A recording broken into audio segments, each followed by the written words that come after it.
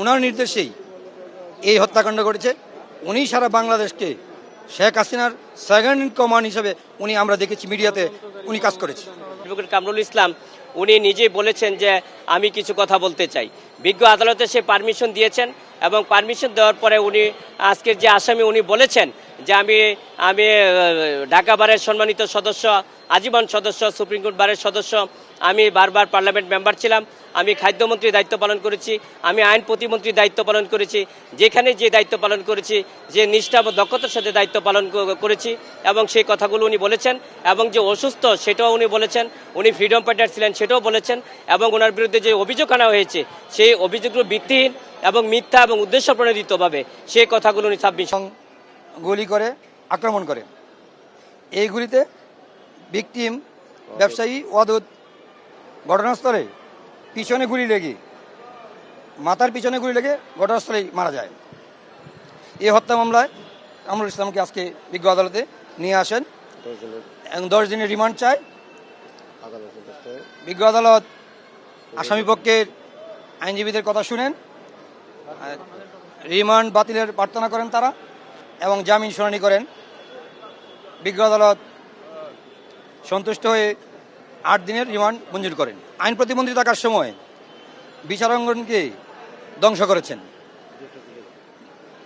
দলীয়করণ করেছেন, নগ্ন হস্তক্ষেপ করেছেন, এমন বিচারাঙ্গনকে তার স্বাধীনমতো চলতে দেয় নাই এবং এই হত্যাকাণ্ডের সাথে সে জড়িত। এবং খাদ্যমন্ত্রী থাকাকালীন আপনারা সবাই জানেন আন্তর্জাতিক মহলে এই বাংলাদেশের ভাবমূর্তি নষ্ট করেছেন উনি। পচা গম এই পুলিশের জন্য, পুলিশ জনগণের সাধারণের জন্য এনেছিলেন। আমরা বলেছি এবং ঢাকা বারের নির্বাচনের কথাও বলেছি। ঢাকা বারের নির্বাচন একটা সুন্দর সুষ্ঠু নির্বাচন হইতো সব প্রতি বছরেই। উনি যখন মন্ত্রী হলেন এরপর থেকে কোনো সুষ্ঠু নির্বাচন হয় না এবং শেখ হাসিনাকে উনি সবসময় কুপরামর্শ দিয়েছেন এবং স্বৈরাচারী হইতে ইন্ধন দিয়েছেন। আরেকটা কথা বলেছি যে এই কামরুল ইসলাম আমাদের নেতা, শহীদ প্রেসিডেন্ট জিয়াউর রহমান, স্বাধীনতার ঘোষক, সরাসরি মুক্তিযুদ্ধ যিনি অংশগ্রহণ করেছেন তাকেও কটাক্ষ করে অনেক বক্তব্য দিয়েছেন যা আমি বলতে চাই না, যেটা তার মুখেই মানায়, আমাদের মুখে উচ্চারণ করতে চাই না। আজকের যে আসামির ওনার বিরুদ্ধে এলিগেশন হচ্ছে যে নিউ মার্কেট থানায় যে একটা হত্যা সংঘটিত হয়েছে, যে ভিকটিম ওয়াদুদ উনি একজন ব্যবসায়ী ছিলেন, ওনার এই হত্যাকাণ্ডের সাথে উনি ইন্ধন দিয়েছেন, নির্দেশদাতা এমনকি পরিকল্পনাকারী হিসাবে চিহ্নিত করা হয়েছে, অভিযোগ আনা হয়েছে। আমরা বিজ্ঞ আদালতে বলেছি যে 1 থেকে 50 জন আসামি এই ঘটনার সাথে পরিকল্পিত এবং নির্দেশদাতা, ইন্ধনদাতা এবং কি অর্থদাতা সেটা বাদী উল্লেখ করেছেন। কিন্তু আমি এজাহারভুক্ত 57 নম্বর আসামি, কিন্তু বাদী তো আমাকে সন্দেহ করে নাই এই মামলায়। আমরা বিজ্ঞ আদালতে সেটা বলেছি। বিজ্ঞ আদালতে বলেছি যে আমি অ্যাডভোকেট কামরুল ইসলাম একজন বীর মুক্তিযোদ্ধা, দেশের জন্য, জাতির জন্য উনি যুদ্ধ করেছেন। উনি ঢাকা বারের সম্মানিত সদস্য এবং সুপ্রিম কোর্ট বারেরও সদস্য। উনি একজন আইনজীবী হিসাবে অত্যন্ত দক্ষতা নিষ্ঠার সাথে আইনজীবী হিসেবে আইনের শাসন প্রতিষ্ঠা করার জন্য উনি সব সময় সংগ্রাম করেছেন এবং সেটা অবদানও রেখেছেন। আপনারা ইতিমধ্যে জানেন যে উনি বারবার পার্লামেন্ট মেম্বার ছিলেন এবং উনি আইন, বিচার ও সংসদ বিষয়ক প্রতিমন্ত্রীর দায়িত্ব পালন করেছিলেন এবং সর্বশেষ উনি খাদ্য মন্ত্রণালয়ের দায়িত্ব পালন করেছিলেন।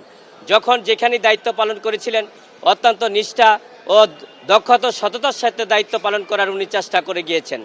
এবং আপনারা এও জানেন যে উনি যখন আইন প্রতিমন্ত্রীর দায়িত্ব পালন করেছিলেন, আজকে যে জুডিশিয়ালটা অত্যন্ত শক্তিশালী হয়েছে এবং জুডিশিয়ালে যে একটা ন্যায় বিচার পাওয়ার মানুষের যে একটা অধিকার প্রতিষ্ঠিত হয়েছে, সেটাই অ্যাডভোকেট কামরুল ইসলামের হাত ধরে সেটা হয়েছে। আমরা বিজ্ঞ আদালতের সাবমিশনে রেখেছি এবং বলেছি, বিজ্ঞ আদালতে আমরা বলেছি ওনার বয়স হলো 76 বছর, উনি একজন অসুস্থ ডায়াবেটিস রোগী এবং হার্টের রোগী, সেই বিবেচনায়, এবং উনি একজন ফ্রিডম ফাইটার ছিলেন সেই বিবেচনায়, এবং উনি ঢাকা বার আইনজীবী সমিতির সদস্য এবং সুপ্রিম কোর্ট বারের সদস্য, সেই বিবেচনায় আমরা রিমান্ডটা বাতিল চেয়েছিলাম। বিজ্ঞ আদালত সন্তুষ্ট হয়ে উনি 8 দিন রিমান্ড মঞ্জুর করেছেন। আমরা জামিন চেয়েছি এই কারণেই যে অ্যাডভোকেট কামরুল ইসলাম এই ঘটনার সাথে সম্পৃক্ত না এই ঘটনার সময় উনি উপস্থিত ছিলেন না এবং ইন্ধনও দিয়েছিলেন না, নির্দেশও দিয়েছিলেন না। বাদীটা এজারে স্পষ্ট বলেছে, সেই ব্যাপারে বাদীও আমাকে অভিযোগ করে নেয়। শুধু রাজনৈতিক কারণে আমি গত সরকার আমলে বারবার এমপি ছিলাম, মন্ত্রী ছিলাম এবং সেই কারণে আমাকে এই মামলায় সম্পৃক্ত করা হয়েছে এবং বিজ্ঞ আদালতে জামিন নামঞ্জুর করেছেন। আমরা বিজ্ঞ আদালতের সেই যে আদেশে, যে অর্ডারে আমরা একজন আইনের ছাত্র হিসাবে, আইনজীবী হিসাবে মনে করেছি যে আইনের শাসন প্রতিষ্ঠিত হয় নাই এবং সেই অর্ডারের এগেইনস্টে আমরা উচ্চ আদালতে যাব এবং উচ্চ আদালতে আমরা যে সাবমিশন রাখবো এবং আমরা আশা করি যে উচ্চ আদালতে আমরা ন্যায় বিচার পাবো, তাহলে আইন আদালতের